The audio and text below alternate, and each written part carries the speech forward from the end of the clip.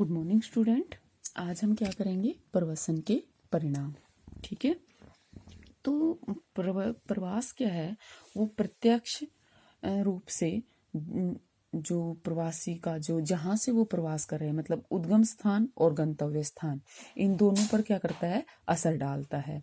जैसे किस किस पर, जैसे दोनों की जनसांख्यिकी, जो समाज जनसांख्यिकी मतलब जनसंख्या पर, उन समाज पर, अर्थव्यवस्था पर और पारिस्थितिकी भी पर, मतलब उनका, जैसे मान लीजिए यहाँ से क्या हो रहा है, प्रवास हो रहा है। ठीक है, ये क्या है, उद्गम स्थल है। ठीक है, और ये क्या है, गंतव्य स्थल है। ठीक है, यहां से गया तो क्या हुआ, यहाँ की जनसंख्या में क्या हुई, कमी आ गई, और यहाँ की जनसंख्या क्या हो गई, बढ़ गई।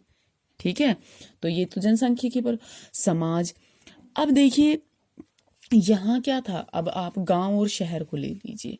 गांव और शहर में सामाजिक विभिन्नताएं पाई जाती है, आपको भी पता है। ठीक है, तो समाज पर भी क्या हो गया, समाज पर भी प्रभाव पड़ा। दूसरा, अर्थव्यवस्था। अब यहाँ मान लो पहले वो यहाँ था तो क्या हुआ, यहाँ काम करता था तो यहाँ वो खाना वाना भी खाता था, तो यहाँ उससे पे मिल रही थी, तो उससे क्या हो रहा था, तो मतलब, और अगर वो यहाँ चला गया तो अब यहाँ से उसकी पे क्या हो गई, कट गई, और यहाँ उसको पे मिल रही है, तो ये क्या हुई, यहाँ की अर्थव्यवस्था क्या हो गई फिर, मतलब थोड़ा सा जो यहाँ जा रहा था वो उसका फायदा हो गया, और यहाँ की जो मतलब इसमें उसको और देना पड़ रहा है।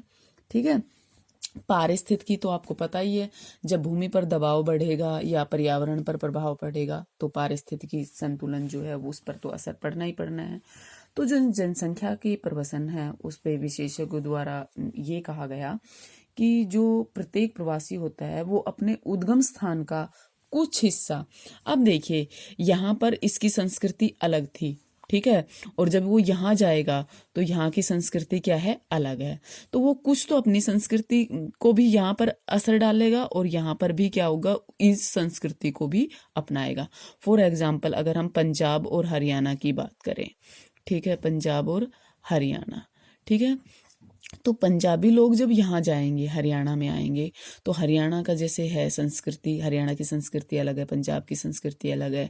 यहाँ का मान लीजिए, आप यही लगा लीजिए कि यहाँ की जो यहाँ क्या होते हैं, जैसे शादी ब्याह में रीति रिवाज अलग है। यहाँ क्या है, यहाँ पर सूट पहनते हैं, और हरियाणा में क्या है, मेन पहनावा उनका घाघरा चोली है। ठीक है, तो ये सब क्या करते हैं, ये भी अगर ये यहाँ बसेंगे तो ये कभी तो ये भी सोचेंगे कि भाई हम भी ये पहने, ये भी क्या करते हैं, ये भी यही सोचते हैं। हरियाणा में तो आ भी गया है कि भाई ये पहनते भी हैं, तो ये सब क्या है, इनकी संस्कृति को भी प्रभावित करते हैं।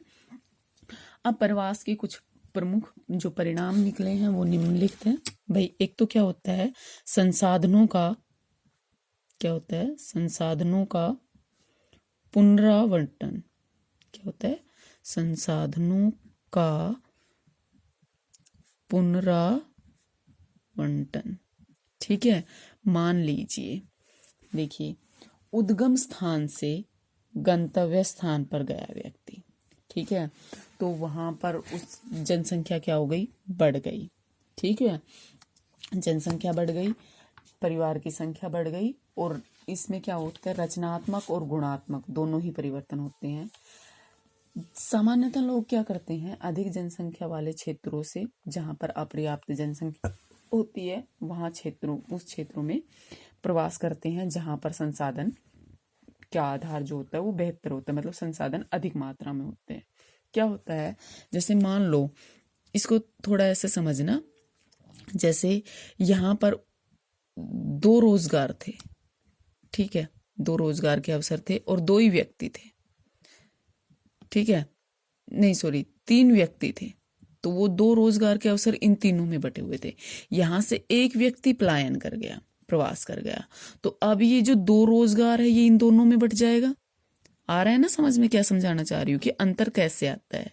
ठीक है, मान लो यहाँ पर 2 लीटर पेट्रोल था, ठीक है, 2 लीटर पेट्रोल था, पेट्रोल क्या है, संसाधन है, 2 लीटर पेट्रोल था और दो ही व्यक्ति हैं। ठीक है, तो पहले 3 व्यक्ति थे तो 3 व्यक्ति में 2 लीटर पेट्रोल बनेगा। जब एक व्यक्ति यहां से चला गया तो 2 लीटर पेट्रोल 1-1 लीटर मिल जाएगा उनको। तो क्या हुआ, उनको ज्यादा संसाधन मिल गए, है ना। तो यही है कि जब वहां और यहां जहां वो आया है, यहां पर क्या होगा, फिर वो इसमें से संसाधनों का क्या करेगा, बंटवारा करेगा। मान लो यहां पर 4 संसाधन है और 2 व्यक्ति पहले से है, ठीक है, तो उनके बीच में क्या बट रहे थे, 2-2 बट रहे थे, लेकिन एक ये आ गया तो अब क्या होगा, 3 के अंदर ये संसाधन बटेंगे। ठीक है, तो संसाधनों का क्या होता है, पुनरावर्तन होता है। और मानव और प्राकृतिक संसाधनों के बीच में क्या होता है, बैलेंस कायम रहता है। नेक्स्ट आता है जनसांख्यिकीय विशेषताओं में परिवर्तन। क्या आता है, जनसांख्यिकीय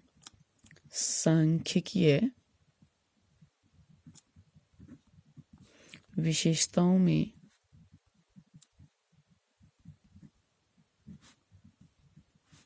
परिवर्तन। ठीक है, इसमें क्या होता है, जब जनसंख्या के प्रवास का होता है तो उसके कारण जो जनसांख्यिकीय विशेषताएं हैं उसमें एक परिवर्तन आ जाता है, निश्चित परिवर्तन आता है। ठीक है, जैसे किसी की जनसंख्या अपूर्ण थी, वो पूर्ण जनसंख्या, जनसंख्या घनत्व, लिंग अनुपात, उर्वरता दर, आयु, साक्षरता दर, व्यावसायिक संरचना, इन सब में परिवर्तन आता है। और दोनों ही जगह पर आता है, कहाँ पर, उद्गम स्थल पर भी आता है और गंतव्य स्थल पर भी आता है। फॉर एग्जाम्पल आप मान लीजिए अप्रवास के स्थान पर जनसंख्या घनत्व में क्या हो गई, वृद्धि हो गई। तो वृद्धि हो गई तो क्या होगा, संसाधनों के ऊपर दबाव बढ़ेगा। ठीक है, मतलब गंतव्य स्थान पर जनसंख्या वृद्धि हो गई और गंतव्य स्थान पर क्या होगा, संसाधनों के ऊपर दबाव बढ़ेगा। और जो प्रवास करते हैं वो ज्यादातर कौन होते हैं, ज्यादातर युवा होते हैं और बैचलर होते हैं, मतलब अविवाहित होते हैं।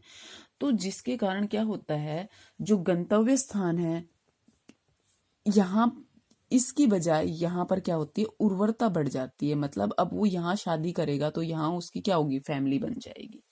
ठीक है, तो यहाँ जनसंख्या क्या होती है, बढ़ जाती है। और प्रवासियों के उद्गम स्थान पर ये क्या होती है, जनसंख्या घट जाती है। ठीक है, यहाँ पर कौन रह जाता है भाई, ज्यादातर युवा कर रहे हैं तो क्या रह गए, यहाँ पर रह गए महिलाएं, रह गई बच्चे, रह गए और बूढ़े रह गए। ठीक है, इसके अलावा जो शिक्षित और प्रशिक्षित लोगों का जो प्रवास होते हैं उसके कारण भी मानव संसाधनों में क्या होता है, गुणात्मक और संख्यात्मक परिवर्तन होता है। ठीक है, ठीक है, जैसे मान लो आप, अगर हम बात करें तो जैसे आंतरिक प्रवसन जो होता है उसके कारण जो जनसंख्या का वितरण है वो क्या होता है, प्रचलित होता है। ठीक है, आंतरिक प्रवसन की बात कर रही हूँ, मतलब एक देश का ही, देश के अंदर ही। अगर अंतरराष्ट्रीय प्रवासन के कारण क्या होता है, कुल संख्या के साथ साथ जो जनसंख्या संगठन है उसमें भी बदलाव आता है।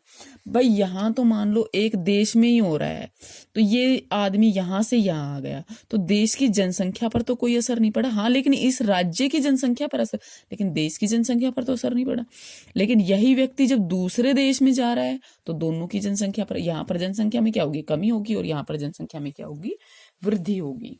ठीक है, तो दोनों की संरचना, जो जनसंख्या संगठन है उसमें बदलाव आ जाता है। आपूर्तिकर्ता जो क्षेत्र होते हैं उसमें युवा जनसंख्या क्या होती है, कम हो जाती है।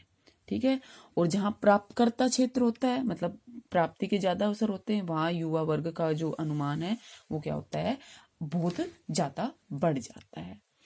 विकासशील देशों की जो प्रमुख शहर है, जैसे दिल्ली है, कुआलालंपुर, अंजियर्स, कराची, ये है, इनमें ये प्रवृत्ति आपको देखने को मिल जाएगी।